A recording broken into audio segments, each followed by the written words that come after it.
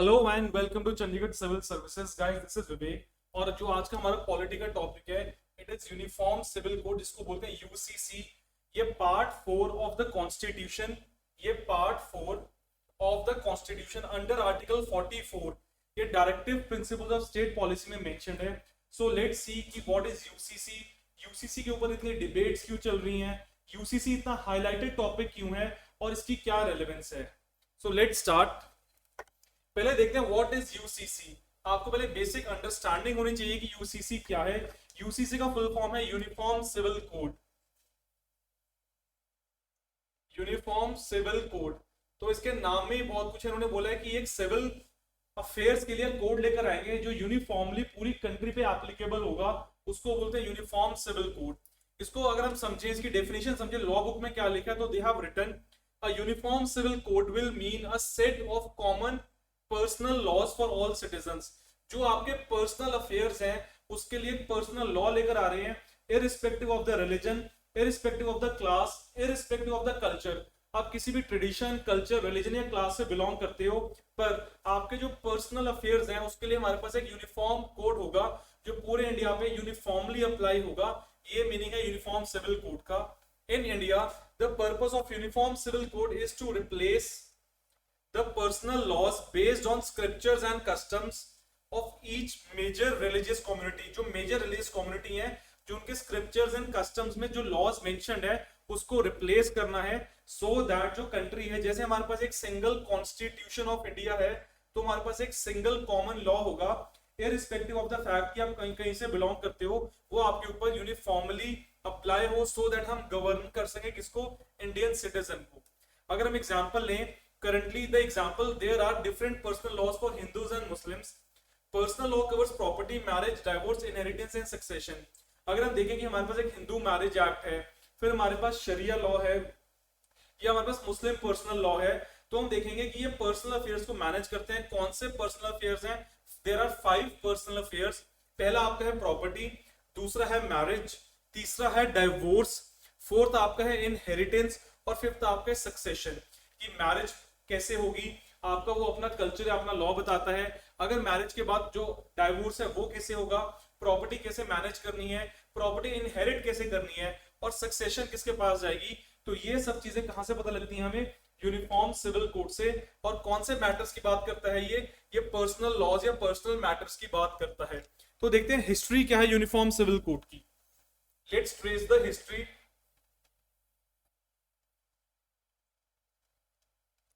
In this we will see कि जो ये डिमांड है यूनिफॉर्म सिविल कोड की, दिस इज नॉट न्यू। कोई न्यू डिमांड नहीं है। सिंस सेंचुरीज ये डिमांड की जा रही है। अगर हम 20th सेंचुरी की बात करें तो यूनिफॉर्म सिविल कोड के जो विमेन एक्टिविस्ट थे उन्होंने डिमांड की थी in the beginning of 20th century कि हमारे पास एक ऑब्जेक्टिव होना चाहिए, किसके लिए? विमेन राइट्स का, इक्वालिटी का एंड सेक्युलरिज्म का। तो विमेन सब के जो राइट्स हैं वो सारे इक्वल होने चाहिए, जो इक्वालिटी है वो सबके ऊपर एप्लीकेबल होनी चाहिए, और जो हमारा सेक्युलरिज्म का मॉडल है वो हमें अप्लाई करना है in full letter and spirit. अगर बात करें टिल इंडिपेंडेंस इन 1947 कि जब हम आजाद नहीं हुए थे, जब हम इंडिपेंडेंट नहीं हुए थे, उस टाइम तक a few reforms were passed to improve the conditions of women, specially Hindu widows. तो स्टार्टिंग में हमने हिंदू विडोज की जो पोजीशन है उसको इंप्रूव करने के लिए हमने लेजिस्लेशंस पास की, सो दैट विमेन को इक्वल राइट मिले। अब यहाँ पे मेन की बात क्यों नहीं करते हैं? क्योंकि जो आपके पर्सनल लॉज, अगर हम देखें कि जो भी आपके पर्सनल लॉज हैं उसमें सबसे ज्यादा प्रॉब्लम किसको आती है? विमेन को। तो जब विमेन्स को प्रॉब्लम आती है तो उन्होंने बोला कि हमारे राइट्स को रिकॉग्नाइज किया जाना चाहिए, जो हमें राइट्स मिले हैं वो हम एक्सरसाइज कर सके, इतना हमारे पास फ्रीडम हो, इतनी लिबर्टी हो। तो हमने स्टार्टिंग में टिल 1947 हिंदू विडोज की जो रीमैरिज एक्ट है उसको हमने रिफॉर्म किया था। फिर देखा इन 1956 इंडियन पार्लियामेंट में एक हिंदू कोड बिल पास किया गया जिसको एक सिग्निफिकेंट ऑपोजिशन मिली, बिकॉज हिंदू जो मेजोरिटी थी वो नहीं चाहती थी कि हमारे लॉज के लिए या हमारे पर्सनल अफेयर्स के लिए एक यूनिफॉर्म लॉ हो। उसके बाद देखते हैं कि JL नेहरू जो आपके प्राइम मिनिस्टर थे, तो a demand for a uniform civil code was made by Prime Minister JL Nehru, his supporters and women activists, they had to finally accept the compromise of it being added to DPSPs।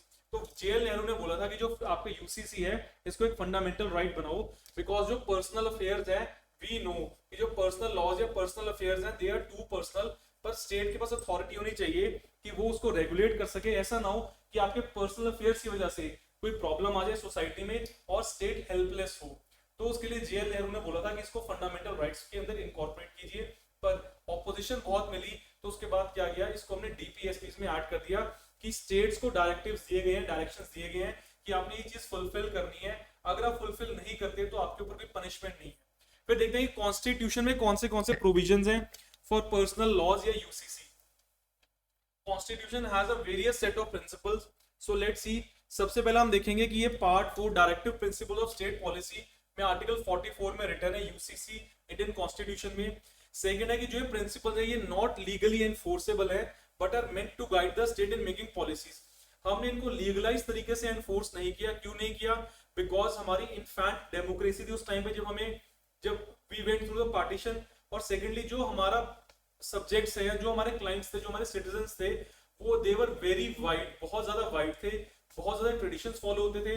तो हमने बोला कि पहले इनके अंदर एक consensus build करेंगे। After building the consensus we will see कि हम कैसे यूनिफॉर्मली एक लॉ लेकर आएंगे, so it will take time. Third हमने बोला the state shall endeavour to secure for the citizens a uniform civil code throughout the territory of India. हमने बोला कि जो यूसीसी है वो पूरे इंडिया के लिए एक होगा, पूरे इंडिया के लिए यूनिफॉर्म होगा। ऐसा नहीं है कि नॉर्थ ईस्ट के लिए डिफरेंट है, नॉर्थ इंडिया के लिए डिफरेंट है, आइलैंड स्टेट्स के लिए डिफरेंट है, ऐसा नहीं है। टेरिटरी ऑफ इंडिया में जो जो चीजें आती हैं उन सबके लिए सेम होगा। फोर्थ वी हैव सेड कि गोवा एक ऐसा इकलौता या स्टैंड अलोन स्टेट है in India which has retained it's common law family law known as Goa Civil Code after it was liberated in 1961. तो Goa took a very progressive step. Goa ने बोला हम पोर्चुगीज के अंडर थे, 1961 में हम लिबरेट हुए पोर्चुगीज से। तो जो हमारा गोवा फैमिली कोड है या जो गोवा सिविल कोड है जो पर्सनल अफेयर्स को मैंडेट करता है, हम उसके लिए यूनिफॉर्म लॉ लेकर आ रहे हैं अपने स्टेट में, सो दैट हमारे जो सब्जेक्ट्स है, सिटीजन हैं, उनको कोई प्रॉब्लम ना हो इन देयर पर्सनल मैटर्स। तो गोवा ने ये स्टेप ले डाउन किया in the foundation of the constitution. उसके बाद है the rest of India follows different personal laws based on their religious communal identity. पर जो बाकी इंडिया है अभी उन्होंने अपने आप को अमेलगमेट नहीं किया है, कंसिडरेट नहीं किया है, या उन्होंने अपनी इंटीग्रेशन नहीं किया एक सिंगल यूसीसी से। क्यों? क्योंकि वो उनको लगता है कि अगर हमने एक सिंगल यूसीसी अप्लाई कर दिया तो जो हमारी रिलीजियस डिनोमिनेशंस हैं, जो हमारा कल्चर है, उसके लिए ये चीज थ्रेट है, तो हम इसको अप्लाई नहीं करेंगे।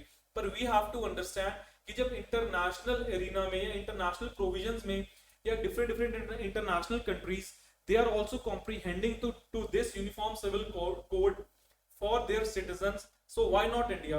तो इंडिया को भी एक प्रोग्रेसिव स्टेप लेना चाहिए और इंटरनेशनल ऑर्डर फॉलो करना चाहिए, सो दैट हम पर्सनल मैटर्स, जो हमने 5 मैटर्स डिस्कस किए हैं, 1 2 3 4 5, marriage, divorce, inheritance, succession and property, जो 5 मैटर्स हैं, उसके लिए यूनिफॉर्म सिविल कोड लेकर आए।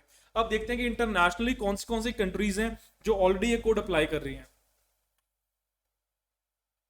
इफ वी सी आज कौन सी कंट्रीज हैं, so we have to see Israel, Japan, France, Russia are strong today because of the sense of oneness which we have yet to develop and propagate. वो कहते हैं कि हमारी कंट्री हर चीज में बराबर है, एक है, बेशक वो पर्सनल मैटर्स हैं या आपका सिविल लॉ है या आपका क्रिमिनल लॉ है या कॉन्स्टिट्यूशनल लॉ है या ऑर्डिनरी लॉ है, हर चीज में हमारी कंट्री सिंगल है। तो जो वननेस की चीज है वो हमारी कैसी आएगी, जब हम एक कोड अप्लाई करेंगे पर्सनल अफेयर्स में भी।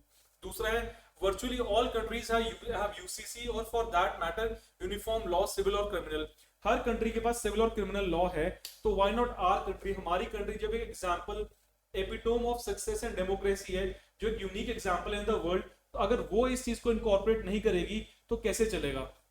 थर्ड है the European nation and US have a secular law that applies equally and uniformly to all citizens irrespective of the religion. अगर हम बात करें यूरोपियन नेशंस की, यूएस की बात करते हैं, तो उनके पास भी एक सेक्युलर लॉ है जो irrespective of the religion and caste identities पूरी कंट्री के ऊपर वैलिड है, so why not our country. अगर लास्ट में देखें, the Islamic countries have a uniform law based on sharia which applies to all individuals irrespective of their religion.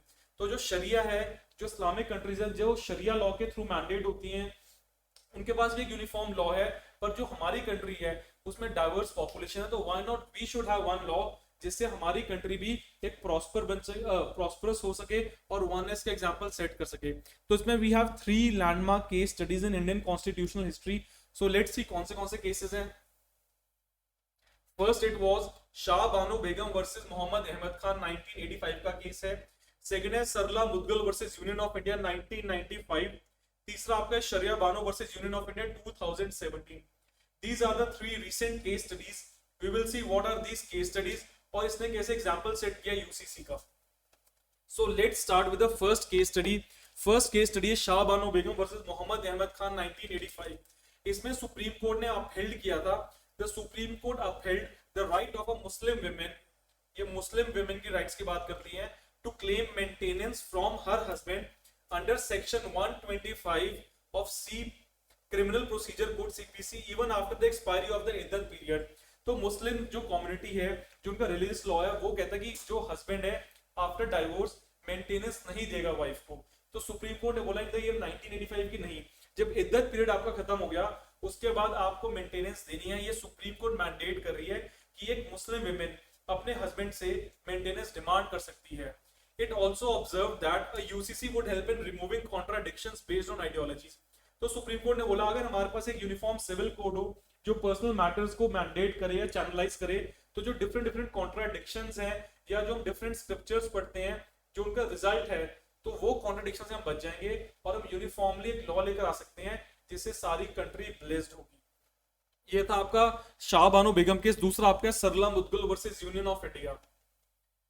तो this is not that कि एक Muslim women ही right claim कर सकती है। इसमें the supreme court held that a Hindu husband cannot convert to Islam and marry another women without dissolving his first marriage. तो देखो प्रॉब्लम क्या है कि मुस्लिम्स हैं, दे कैन मैरी 1 2 3 वो कर सकते हैं, पर हिंदुइज्म में क्या है, जो हिंदुइज्म है वे ऑफ लाइफ है, उसमें क्या है कि अगर आपने एक ही मैरिज करनी है, ऐसे नहीं कि आपने अपने आप का कन्वर्जन कर लिया, आपने रिलीजियस कन्वर्ट हो गया, आप 2 या 3 या उससे ज्यादा शादियां कर लोगे तो ये अलाउड नहीं है। तो सुप्रीम कोर्ट ने बोला है सरला मुद्दल में कि ये नहीं है कि आपके हस्बैंड ने अगर अपना रिलीजन कन्वर्ट करके शादी करनी चाहिए तो गलत है, पहले उसको फर्स्ट मैरिज डिसॉल्व करनी पड़ेगी फिर वो दूसरी शादी कर सकता है। तो सुप्रीम कोर्ट ने दोबारा बोला, it also stated that UCC would help prevent such fraudulent conversion and bigamous marriages. तो यूसीसी ने बोला कि ऐसा नहीं है कि आप under the garb of religion, कि आप रिलीजन का पर्दा लेकर आप अपना रिलीजन चेंज कर लोगे, आप लॉ के धज्जियां उड़ाओगे और आप 2 या 1 से ज्यादा शादी करोगे without dissolving your first marriage. तो उन्होंने बोला ये सिस्टम गलत है, हमें एक यूसीसी चाहिए जो पर्सनल मैटर्स के अंदर इंटरवीन कर सके और उसको स्ट्रीमलाइन कर सके। फिर आपका थर्ड केस है that is Shayara Bano versus Union of India 2017। इसमें the supreme court declared that the practice of triple talaq as unconstitutional and violative of the dignity and equality of Muslim women। तो ये केस था जब उन्होंने बोला कि ट्रिपल तलाक, कि अगर आपने किसी को बोला तलाक तलाक तलाक 3 बार बोला तो ट्रिपल तलाक अनकॉन्स्टिट्यूशनल है। ये नहीं है कि आज आप ऑफेंड हो गए, एक दूसरे के साथ हस्बैंड वाइफ की नहीं बनी तो एक दूसरे को उन्होंने तलाक तलाक तलाक बोल के उन्होंने अपनी मैरिज एंड कर ली। तो ये सिस्टम गलत है, ये dignity and equality of women के अगेंस्ट है जो आपको आर्टिकल 21 गारंटी करता है कॉन्स्टिट्यूशन ऑफ इंडिया का। इसमें बोला it also recommended that parliament should enact a law to regulate Muslim marriages and divorces. तो बोला कि आप विमेन की डिग्निटी के साथ प्ले नहीं करोगे और अगर लगता है कि विमेन की डिग्निटी कहीं पे भी हैम्पर हो रही है या हर्ट हो रही है तो पार्लियामेंट की ड्यूटी है, जुडिशरी ने बोला लेजिस्लेचर की ड्यूटी है कि भाई साहब आप क्या करो, you should make a law to regulate Muslim marriages and divorce so that आगे ये प्रॉब्लम ना आए। अब हम देखते हैं कि यूसीसी रिक्वायर्ड क्यों, apart from these 3 cases why UCC is needed. We have 7 8 9 points here. पहला है कि इट प्रमोट्स रियल सेक्युलरिज्म। ये रियल सेक्युलरिज्म कैसे प्रमोट करेगा, क्योंकि स्टेट ने बोला कि हमारे कोई रिलीजन नहीं है, आप अपना रिलीजन प्रैक्टिस करो, you can faith, you have the right to faith belief and worship, आप कर सकते हो। अगर रिलीजन की वजह से कोई प्रॉब्लम होती है देन वी विल इंटरवीन। तो अगर स्टेट एक लॉ बना देगा तभी रियल सेक्युलरिज्म प्रमोट होगा, नहीं तो रियल सेक्युलरिज्म प्रमोट नहीं होगा। सेकंड क्या, all Indians should be treated same irrespective of the religion. आपको रिलीजन जो प्रोटेक्शन दे रहा है या आपको जो फेवर दे रहा है उसके अलावा पूरे इंडियंस को सेम आपने ट्रीट करना है। थर्ड क्या है, it will provide more rights to women. This is very important. Women की राइट्स को हमने आइडेंटिफाई करना है, हमने उनको राइट्स देनी है अगर उनको राइट्स नहीं मिल रही हैं। फोर्थ क्या है, every modern nation has it. अगर हम एग्जांपल देखें कि हर मॉडर्न नेशन के पास है, so why not us. Fifth है simplification and rationalisation of the legal system. तो जो आपका लीगल सिस्टम है, जो बर्डन ऑन कोर्ट्स है वो आपका कम हो जाएगा क्योंकि आपके पास एक यूनिफॉर्म कोड होगा, एक यूनिफॉर्म सिस्टम होगा और यूनिफॉर्म जस्टिस आप प्रोवाइड कर सकते हो। नेक्स्ट आपका है modernisation and reform of outdated and regressive practices. जो रिग्रेसिव प्रैक्टिसेस आपकी चल रही है सोसाइटी में, जो आउटडेटेड प्रैक्टिसेस है, उससे आपकी कंट्री को छुटकारा मिल जाएगा और आप न्यू लॉ के साथ अपनी कंट्री को अच्छे तरीके से गवर्न कर सकते हो। फिर आपका accommodate the changing social realities and aspirations. जैसे जैसे सोसाइटी का सेटअप चेंज हो रहा है, सोसाइटल रियलाइजेशन हो रही है अपने गोल्स की, अपने फ्रीडम्स की, अपनी ड्यूटीज की, तो वो कैसे अचीव होगा अगर आपके पास एक यूनिफॉर्म प्लेटफॉर्म नहीं होगा टू जज। नेक्स्ट उसने बोला removing the complexities and contradictions, कि अगर डिफरेंट लॉ पढ़ के डिफरेंट कॉन्ट्राडिक्टरी स्टेटमेंट्स आती हैं तो आपने इसको भी रिमूव करना है, उसके लिए हमें क्या चाहिए, यूसीसी। और लास्ट है uphold the constitutional values of equality, fraternity and dignity. जो हमारे प्रियम्बल में 3 वैल्यूज लिखी हैं वो हम अपहोल्ड करेंगे, उसको प्रैक्टिस करेंगे and will make it a point कि जो भी हमारा सिटीजन है या जो भी हमारा पर्सन है हमारी कंट्री का, उसको सारी राइट्स मिल रही हैं। अब देखते हैं कि मेरिट्स क्या है यूसीसी की। Merits it would help and accelerate the national integration. National integration accelerate करेगा और अचीव करेगा। Overlapping provisions of law could be avoided. जो लॉ एक दूसरे के ऊपर ओवरलैपिंग प्रोविजंस करता है उसको अवॉइड कर देंगे। थर्ड है litigation due to personal laws would decrease. जो लिटिगेशन जो बर्डन है वो डिक्रीज हो जाएगा। नेक्स्ट है sense of oneness and the national spirit would be roused. कि जो नेशनल स्पिरिट है या सेंस ऑफ वननेस की हम एक ही कंट्री है, एक ही लॉ है और यूनिफॉर्म है, वो हमारा अचीव हो जाएगा। लास्ट है the country would emerge with new force and power to face many odds, finally defeating the communal and divisionist forces. कि जो हम ब्रिटिशर्स की पॉलिसी थी डिवाइड एंड रूल, वो आज भी एप्लीकेबल है, बेशक मिनिएचर फॉर्म में एप्लीकेबल है बट इट इज एप्लीकेबल। तो हमने कोई भी ऐसी पॉलिसी को सरवाइव करने नहीं देना है। हमारी कंट्री एक है, we have to integrate ourselves with our country, we have to identify ourselves with our country। so वो कैसे फुलफिल होगा when we would be having one uniform civil code। अब देखते हैं चैलेंजेस क्या हैं इसके। what are the challenges? challenges में क्या है कि पहले है कि इंडिया की डाइवर्सिटी डिफरेंट है तो एक्सेप्टेंस मुश्किल है। सेकेंड है interference of state in personal matters. अगर यूसीसी आ गया तो हमें लगेगा कि स्टेट इंटरफेयर कर रहा है हमारे पर्सनल मैटर्स में, पर स्टेट ऐसा नहीं कर सकता क्योंकि हमारे कॉन्स्टिट्यूशन उसको प्रोहिबिट करता है। थर्ड है diverse personal laws and customary practices. We have different religions, different customs, different practices. तो अगर उसको एक यूनिफॉर्म प्लेटफॉर्म देना बहुत बड़ा डिफिकल्ट टास्क है या चैलेंजिंग टास्क है। फोर्थ है resistance from religious and minority groups. तो जिन रिलीजियस एंड माइनॉरिटी ग्रुप्स की पावर जाएगी तो वो रेजिस्ट करेंगे, तो उनको जो कॉन्ट्राडिक्शंस हैं उनको समझाना, वो इंटरवीन करना, that would be a very heavy task. Next है lack of political will and consensus. आपका वोट बैंक जाता है इससे ना, आपका वोट बैंक जाएगा तो पॉलिटिशियंस क्यों करेंगे अगर उनको वोट्स ही नहीं मिलेंगे। फिर आपका प्रैक्टिकल डिफिकल्टीज एंड कॉम्प्लेक्सिटीज। अभी तक हमारी कंट्री ने ये चीज अप्लाई नहीं की तो हम कह सकते हैं कि प्रैक्टिकल डिफिकल्टीज आ सकती हैं, तो उसको ओवरशूट करने के लिए it can become a challenge to UCC. फिर लास्ट है the people from different communities are not willing to adopt the secular laws separated from personal laws। तो अगर एक कंट्री सेक्युलर लॉ लेकर आएगी तो प्रॉब्लमैटिक क्यों है, क्योंकि आपके पर्सनल लॉज के साथ कहीं ना कहीं वो कॉन्ट्राडिक्टरी होगा या इंटरवीन करेगा, तो लोग हो सकता है एक्सेप्ट ना करें। हमने बोला कि हो सकता है लोग एक्सेप्ट ना करें, हो सकता है एक्सेप्ट कर लें। अगर एक्सेप्ट करेंगे that will be well and good, अगर नहीं करेंगे तो फिर ये प्रॉब्लम है। तो हमने एक टर्म यूज की थी personal laws. So let's see what is the definition of personal laws, कि बार बार पर्सनल लॉज क्यों आ रहा है। Currently, not only Muslims but Hindus, Jains, Buddhists, Sikhs and Parsis and Jews are governed by their own personal laws। तो अगर हम बोले कि सिर्फ मुस्लिम भी पर्सनल लॉ से गवर्न है, गलत है। Hindus, Jains, Buddhist, Sikh, Parsis and Jews, so we have 7 communities जिनको पर्सनल लॉ उनका गवर्न करता है। सेकंड है personal laws are determined based on religious identity. जो आपका रिलीजन है, जो आपकी आइडेंटिटी है, जो वो आपको पावर दे रहे हैं, जो पर्सनल अफेयर, उसको क्या बोलते हैं, personal laws. The reformed Hindu personal law still incorporates certain traditional practices। अगर हम बोले कि हमने हिंदू पर्सनल लॉ को इनकॉर्पोरेट किया था, दोबारा से रिफॉर्म किया था, पर अभी भी उसमें कुछ ट्रेडिशनल प्रैक्टिसेस हैं जो लॉ के अगेंस्ट हैं। लास्ट आपका है differences arise when Hindus and Muslims marry under the special marriage act where Hindus continues to be governed by Hindu personal law but Muslims are not. हमने बोला कि प्रॉब्लम कहां पे आ रही है कि दोनों शादी तो कर लेते हैं हमने लॉ के अकॉर्डिंग, उसमें कोई प्रॉब्लम नहीं है, शादी आप कर सकते हो, आपका हक है अगर आपकी वो एज है शादी करने की जो लॉ आपको परमिट कर रहा है। पर प्रॉब्लम कहां पे आ रही है कि हिंदूज जो हैं वो अभी भी अपने हिंदू पर्सनल लॉ के अकॉर्डिंग गवर्न होते हैं, पर मुस्लिम्स नहीं करते। मुस्लिम्स में क्या बोलते हैं, वो बोलते हैं कि नहीं, जो शरिया ने बोला है हम वही प्रैक्टिस करेंगे, बेशक डिग्निटी ऑफ विमेन हर्ट हो, तो कॉन्स्टिट्यूशन ने बोला कि ये चीज आप गलत है, आप ये नहीं कर सकते, आप पर्सनल अप्लाई करो, हमें कोई इशू नहीं है। पर अगर उसकी वजह से किसी को कोई भी प्रॉब्लम आती है then we would take a step ahead, क्योंकि हम ये चीज अलाउ नहीं करेंगे कि लॉ की वजह से किसी को प्रॉब्लम आ रही है, बिकॉज डिग्निटी ऑफ विमेन या आर्टिकल 21 आपका सुप्रीम आर्टिकल है। इसके लिए हमारे पास 3 डॉक्ट्रिन्स भी हैं। पहली है प्रोसीजर एस्टैब्लिश्ड बाय लॉ, हमने यूनाइटेड किंगडम से ली है। फिर है प्रिंसिपल्स ऑफ नेचुरल जस्टिस, और थर्ड आपकी ड्यू प्रोसेस ऑफ लॉ जो हमने यूएस से ली है। इसके ऊपर अभी प्रीलिम्स में 28 मई को आपका क्वेश्चन भी पूछा गया है।